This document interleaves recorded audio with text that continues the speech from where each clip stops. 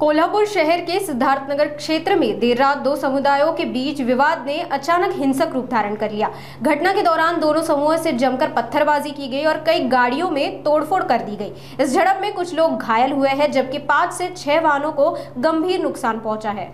कोल्हापुर शहर के सिद्धार्थनगर क्षेत्र में मंडल का फलक और साउंड लाइट स्ट्रक्चर लगाने को लेकर दो समूहों में विवाद हो गया, जो देखते ही देखते हिंसक झड़प में बदल गया।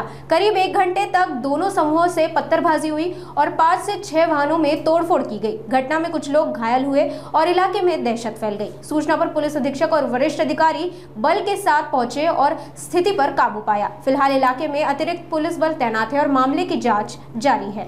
दोन समाजामध्ये गैरसमजुतीने एक वाद झालेला आहे। स्थिती हाताळण्यात आलेली आहे, स्थिती शांतता आहे, दोघांना वेगळा वेगळा करण्यात आलेला आहे आणि सध्या स्थिती शांत आहे आणि पुढची कारवाई चालू आहे।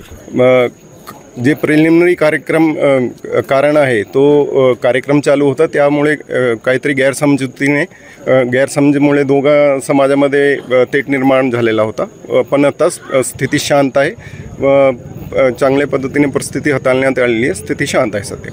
सगळ्यांना तेच आवाहन करतो की अफवाचे बळी पडू नका। सध्या स्थिती शांत आहे, ते अचानकपणे घडलेली घटना आहे आणि दोघे समाजचे नेता जे प्रतिष्ठित नेता मंडळी आहेत त्यांनी सुद्धा आवाहन केलेलं आहे की असं कुठलाही मेसेज पुढे जाऊ नये। तर सगळ्यांना आवाहन करतो की अफवाची बळी पडू नका, स्थिती शांत आहे, काय सामाजिक तेढचा प्रश्न नाही। साहेब, आतापर्यंत या ठिकाणी कुणाला अटक ताब्यात घेतली किंवा काय?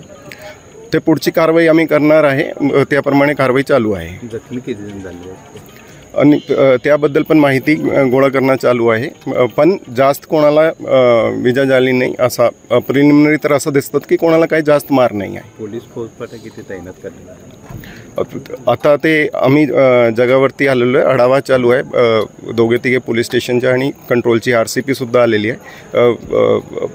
पुढची कारवाई चालू आहे।